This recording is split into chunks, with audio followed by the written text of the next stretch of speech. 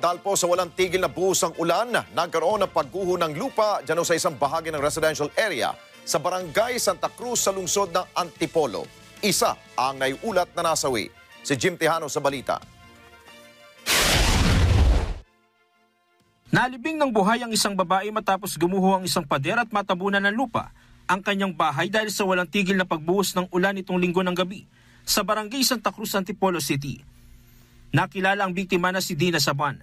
Sa video mula sa barangay Santa Cruz makikita ang aktwal na pag-recover sa labi ng biktima ng mga kagawad ng Antipolo City Command Center. Makikita na puno ng putik ang katawan ni Saban na napailalim sa mismong bahay nito. Batay sa ulat ng City Disaster Risk Reduction and Management Office o CDRRMO, naganap ang insidente dakong alas 8 ng gabi sa kasagsagan ng pagbuhos ng ulan. Napag-alaman na mag-isa ang biktima sa kanilang bahay nang maganap ang landslide. Sa inisyal na ulat ng CDRRMO, 14 na bahay ang natabunan ng gumuhong lupa at 17 pamilya naman ang naapektuhan at ngayon ay pansamantalang naninirahan sa barangay hall.